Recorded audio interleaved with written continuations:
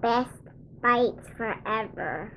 Hey, what's up everyone? I'm Chef Alicia, and in this video, you'll learn to make rellenos de papa.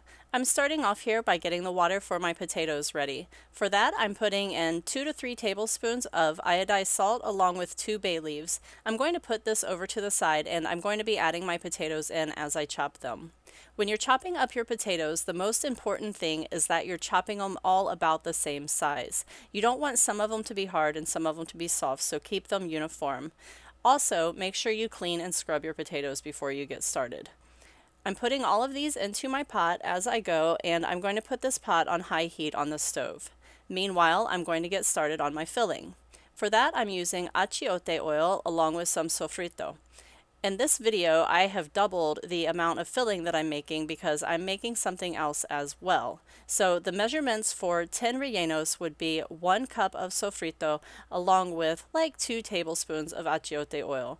The sofrito that I make is a fresh sofrito, and I will leave a link to my recipe in the description. I'm also adding a teaspoon of kosher salt and a little bit of black pepper.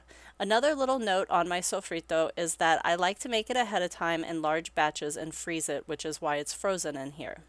The next thing that I added in is some tomato sauce. For a batch of 10 rellenos, you would do 2 tablespoons of the tomato sauce. I'm just going to saute this around for a couple of minutes until it starts to smell really good and the sofrito starts to cook a little bit. The next thing that I'm going to add in is my meat. Here I have 93.7 meat, and I also have an 85.15 meat. Usually I like to use the 90.10 meat for this. I think that that's ideal because it doesn't have a whole lot of fat in it that you're going to end up with kind of like a lot of grease in the pan. However, the 90-10 was not available today. If you don't know what those numbers stand for, the first number, the 90, would be the amount of meat and the 10 would be the amount of fat. So the reason I use the combination is to kind of get close to that ratio. I also added in about a teaspoon of salt for each pound and a little bit of black pepper. So I'm going to continue cooking that while I check on my potatoes.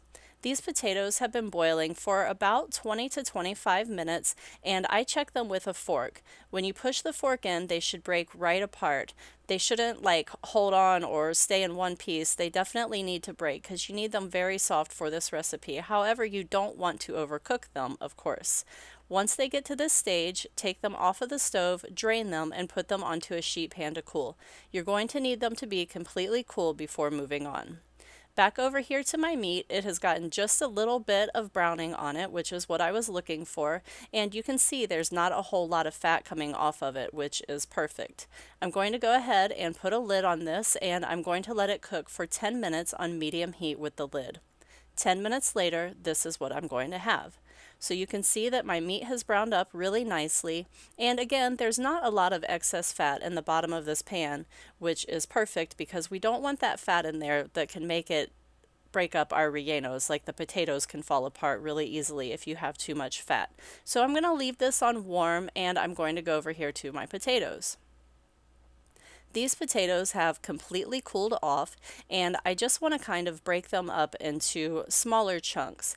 I'm not looking to get them creamy right now. I just want to break them down a little bit because I'm going to add a couple of more ingredients into my mix here.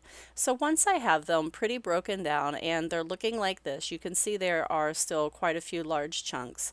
I'm going to add in 2 eggs along with 3 tablespoons of cornstarch. This is what is going to bind our potatoes together and keep the rellenos from falling apart. The next thing that I want to do is go ahead and get these to more of a creamy state. If you have a couple of tiny little chunks in there, don't worry about those. They're no big deal, but you do want it to be pretty creamy. So you can kind of get a look at the consistency that I have here, and I just want to show you how to kind of check it. Put a little bit of cornstarch onto your hands and then take a small amount of your potato mixture out of the bowl. Then you want to kind of pat it down into a little patty and hold it up and see if it holds together. If it's not holding together at all, then you probably need to add either more cornstarch or more eggs. You can add 1 egg or a tablespoon of cornstarch until you get to that stage. This is my little setup. I have my potatoes, my meat, a plate for my rellenos, and my oil in the back. I'm also going to be putting some cornstarch on my hands to keep the potatoes from sticking.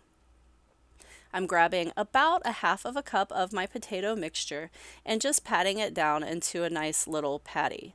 So I want to show you what it looks like from the side of my hand, because the way that you're holding it is really going to be important as far as shaping these into the little balls. So once you get a nice little patty going, you're going to kind of bend your fingers and make it like a little cup. So you can see here that I have a little cup shape, and then I'm going to put a spoon of my meat in there. And I like quite a bit of meat inside of mine. Of course, you can put the amount that you want, but I usually put 1.5 to 2 big spoons.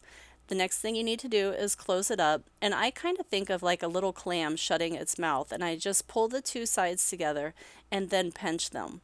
If you happen to have any places that don't seem like they're closing up right, or a place like I have right here where it seems a little bit thin, just grab an extra little bit of the potato and put it right on top of it like a little patch, and it should hold together just fine. Now, if you've never ever made these before, I definitely recommend doing a test one before you continue rolling the rest of them up.